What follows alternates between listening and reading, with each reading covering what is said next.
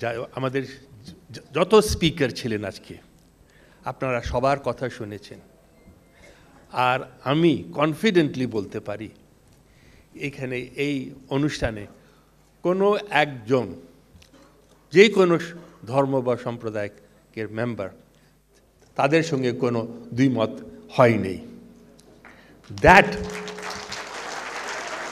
সেটাই হলো প্রুফ, আমাদের প্রুফ কি আমাদের মধ্যে ভেদ নেই, মাঝে মাঝে ভেদ করিয়ে দেওয়া হয়। কাজেই আজকে আমরা শপথ নেব কি যেন আর কোনো দিন বাংলাদেশে এই সেক্টেরিয়ান ভায়োলেন্স যেন না হয়। 1971-এ যখন আমাদের মুক্তিযুদ্ধ হয়, সংগ্রামে আমরা নামি, তখন কেউ এটা বলে নেই কি আমি মুসলমান, আমি হিন্দু, খ্রিস্টান বা বৌদ্ধ। আমরা সকলেই মাঠে নেমেছি, সংগ্রাম করেছি, রক্ত দিয়েছি, জীবন দিয়েছি। তখন যাদের রক্ত দিয়ে পড়ে গিয়েছে, মারা গিয়েছে, তাদের রক্ত কেউ বলেন এটা হিন্দু রক্ত, এটা মুসলমানের রক্ত, এটা ছিল আমাদের রক্ত। কাজেই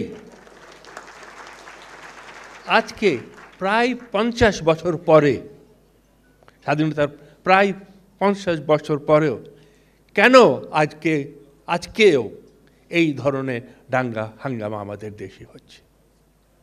আজকে আমি সত্যি তাইয়ুবুল বাশারকে অভিনন্দন জানাই যে সে আজকে এই ফোরামটা ক্রিয়েট করেছে। সে তার বাবার অসমাপ্ত কাজটাকে এগিয়ে নিয়ে যাচ্ছে।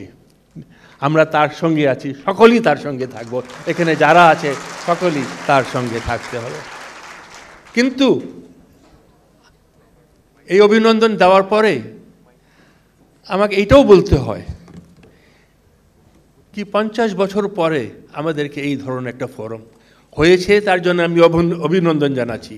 করতে হয়েছে সেটা একটা প্রশ্ন করছি, কেন?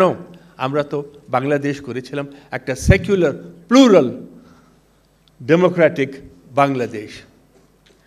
50 বছর পরেও কেন বারবার আমাদের সেকুলারিজমের উপরে আঘাত পড়ছে? এইটা শুধু সরকারের দায়িত্ব না, আমাদের সবার দায়িত্ব। স্পেশালি আমাদের যে মেজরিটি কমিউনিটি যারা আছেন, মেজরিটি কমিউনিটি ওদের বড় দায়িত্ব। কেন আমাদের মাইনরিটি কমিউনিটির উপরে কেউ হাত তুলবে, কেউ তাদেরকে আঘাত দেবে, কেউ তাদেরকে কষ্ট দেবে? কেন? এই দেশ আমাদের সবার দেশ। আমাদেরকে সত্যি যদি ভবিষ্যতে কোনো এই ধরনের ইনসিডেন্ট হয়, প্রথমে আমাদের সকলকে আমাদের মাথা নত করে ক্ষমা চেতে হবে, কেন আমাদের দেশে আমরা এটা করতে দিচ্ছি।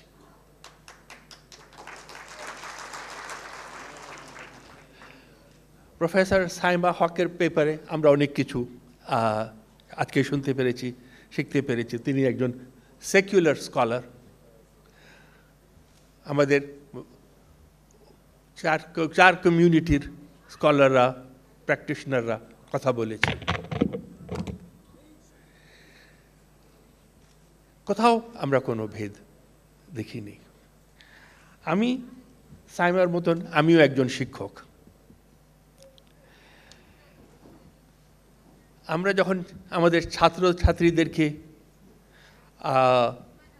বিশ্লেষণ করার ট্রেনিং দেই, অ্যানালিসিস ট্রেনিং দেই, অ্যানালিটিক্যাল ক্যাটাগরি বুঝিয়ে দেই, সেখানে কিন্তু হিন্দু মুসলমান ধর্ম কোনো অ্যানালিটিক্যাল ক্যাটাগরি নয়। এই যে আমরা বলি হিন্দুরা এটা করে, মুসলমানরা এটা করে, খ্রিস্টানরা করে, that is totally bogus rubbish. Category holo rich, poor, male, female, urban, rural, not Hindu Musliman. তো কাজেই আমরা কেন আমাদের সোসাইটির মধ্যে এই ক্যাটাগরি সবসময় সামনে রাখি আর এই ক্যাটাগরিকে উপরে ভিত্তি করে আমরা একজন আরেকজনকে কষ্ট দেই কেন? যারা ক্ষুধা পায় পেটে, তাদের ক্ষুধা, হিন্দুর খিদা বা মুসলমানের খিদায় দুই রকম।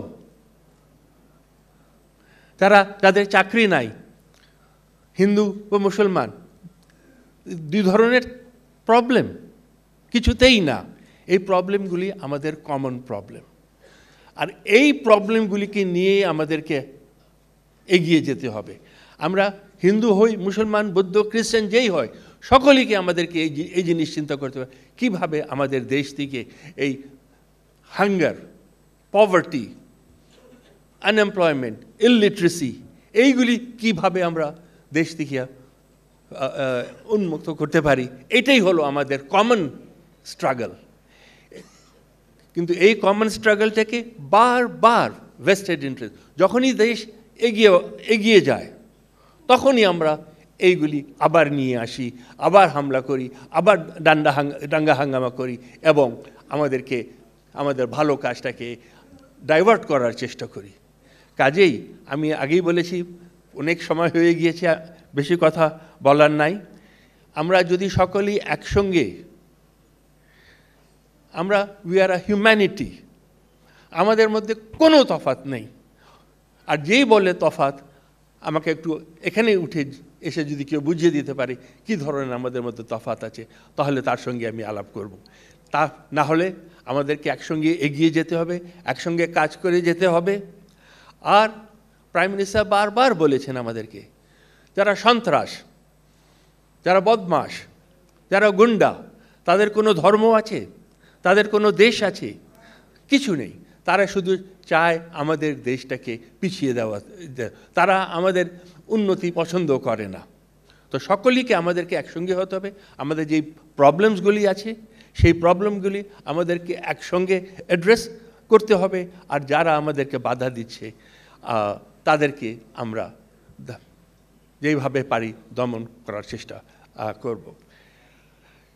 কাজে আমি আর বেশি কথা বললাম না। আমি আবার আপনাদের সকলকে ধন্যবাদ জানাই। সেভ অ্যান্ড সার্ভ ফাউন্ডেশনকে বিশেষ করে ধন্যবাদ জানাতে চাই, যারা আজকে এই অনুষ্ঠানটা করেছে। আর একটা কথা না বলেই না, আমি আজকে দেখছি আমার অনেক বোন আর মেয়েরা এই অনুষ্ঠানে এসেছেন। আপনাদেরকে সবসময় দেখি না।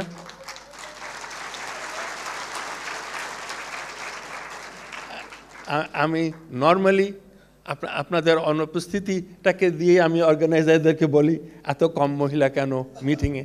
আপনারা এসেছেন। আমি আশা করব ভবিষ্যতে আপনারা আরও আসবেন, আপনাদের মেয়েদেরকে নিয়ে আসবেন, আপনাদের মাদেরকে নিয়ে আসবেন, সকলেইকে নিয়ে আসবেন, যেন আমরা তাহলে একসঙ্গে এগিয়ে যেতে পারি। আর কথা বাড়ালাম না, অনেক ধন্যবাদ। জয় বাংলা, জয় বঙ্গবন্ধু।